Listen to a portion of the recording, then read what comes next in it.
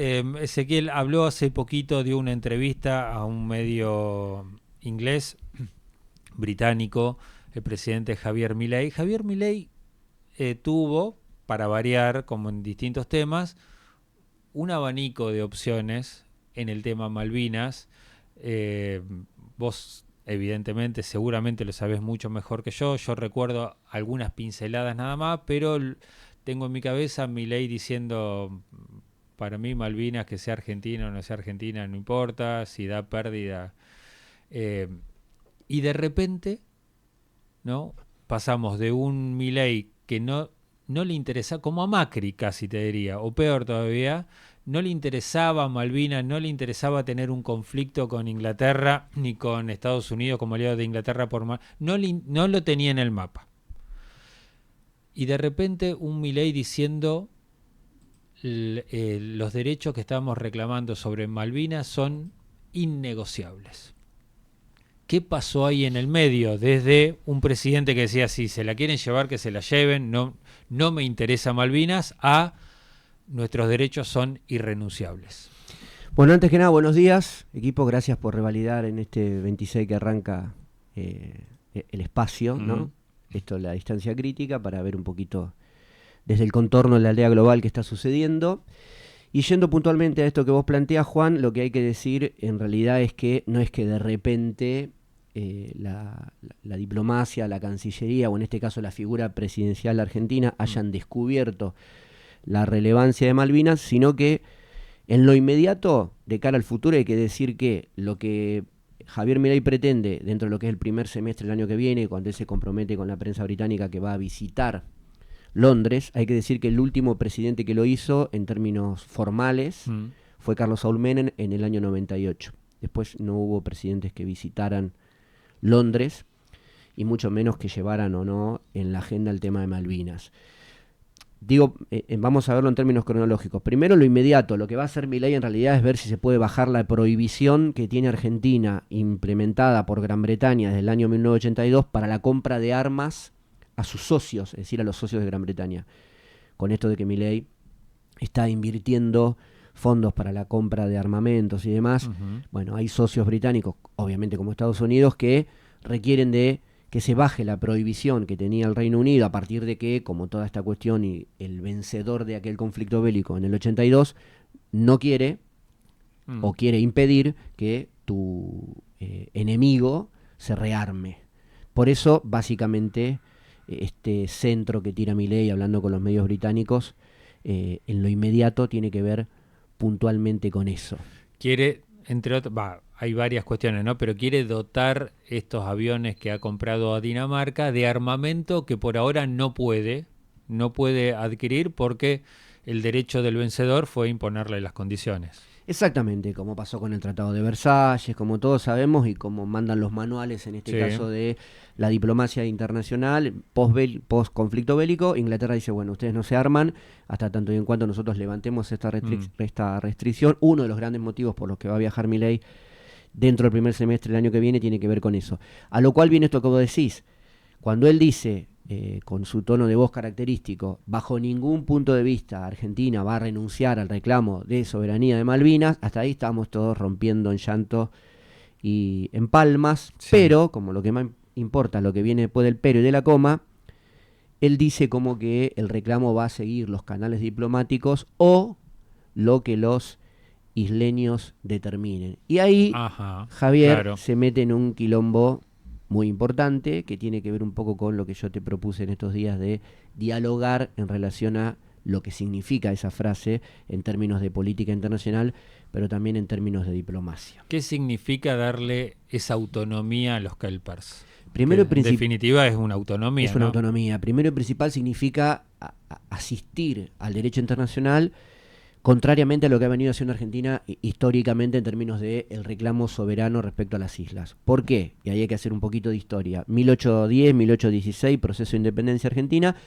Argentina toma todas las posesiones del Reino de España, ¿sí?, en el Río de la Plata. Eso incluye, por extensión territorial, las Islas Malvinas, ¿no? 1816. A partir de ahí, el derecho internacional ampara el reclamo argentino en un concepto que tiene que ver con la cuestión territorial y esto que en derecho se llama utis possidetis, que quiere decir poseerás todo lo que la ley te permita.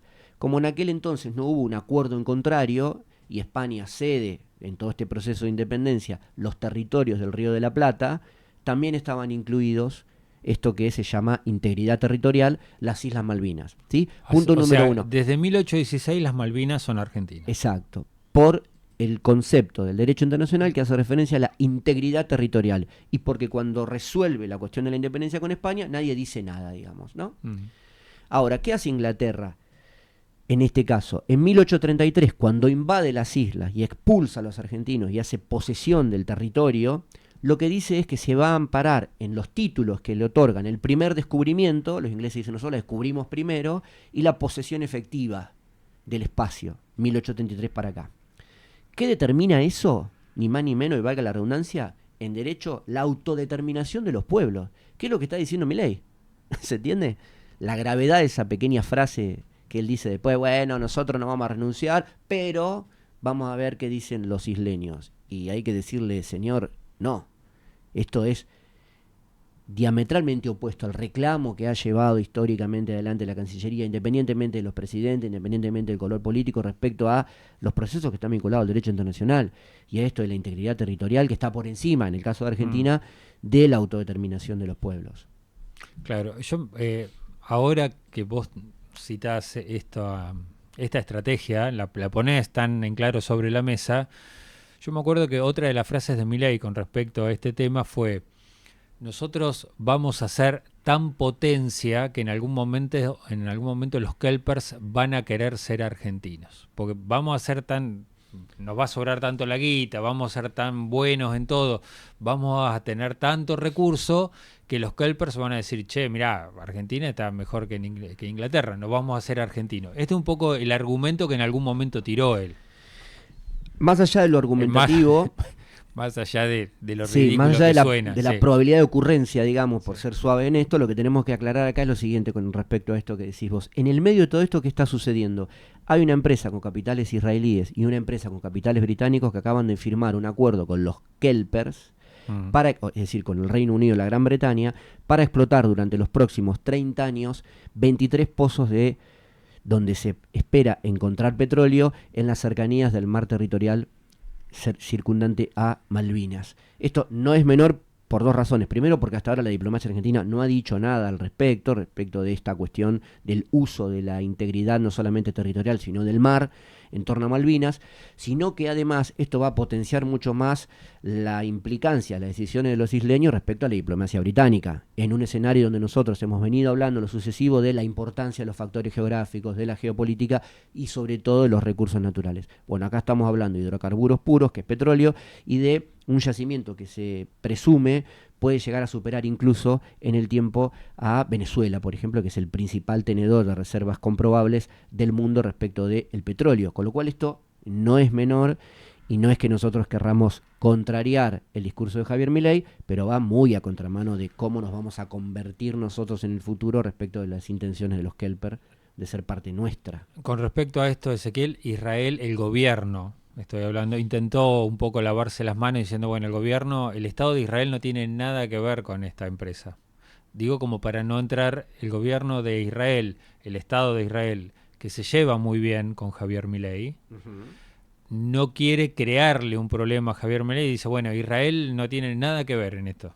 No tiene nada que ver en este proyecto de Malvinas, no quiere ir a Malvinas, de alguna forma se quiere escudar.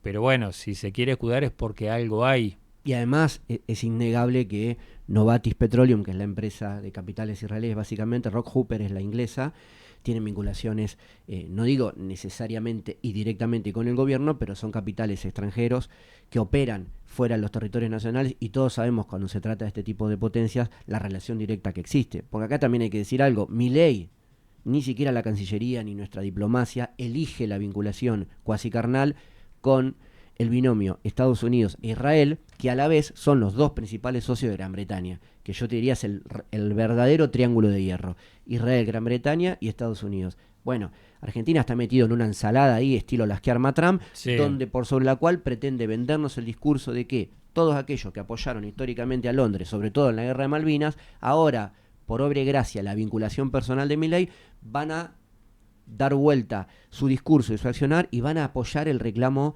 de la soberanía de Argentina sobre Malvinas. Porque hay que decir esto rápidamente, que pasó muy por abajo del radar, casi desapercibido. En el año 24, Petri solicita a la OTAN ser miembro global de la OTAN. Es el único país de la región, digo, me refiero a Latinoamérica, que pidió ser miembro global de la OTAN. Lo que quiere decir, entre otras cosas, que va a requerir necesariamente del acuerdo de Gran Bretaña, que sigue siendo miembro de la OTAN, para que Argentina forme parte de eso y se pueda hablar de cuestiones de seguridad hemisférica, global y demás, ¿no? Esas frases de sobrecito de azúcar de los organismos internacionales, que a veces son solamente eso, pero que no es un dato menor en este contexto, ¿no? Y con respecto a esto que vos decís, respecto a lo que Israel quiere en algún punto desprender a Milei, también tiene que ver con que, te acordás que también lo hablamos acá en algún momento, Milei insiste con la idea de llevar a Jerusalén la embajada argentina, Exacto. cosa que el único que lo tiene ahí es Estados Unidos.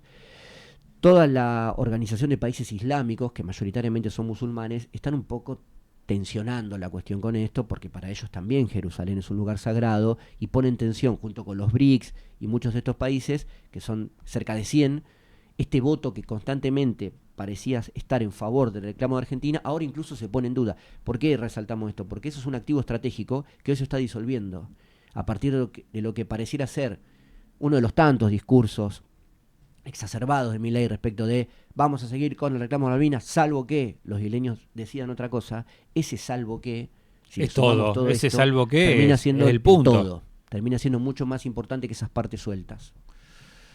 Ezequiel, muchísimas gracias por estos minutos. Gracias a ustedes, que tengan un buen fin de semana. Muy interesante, datos y también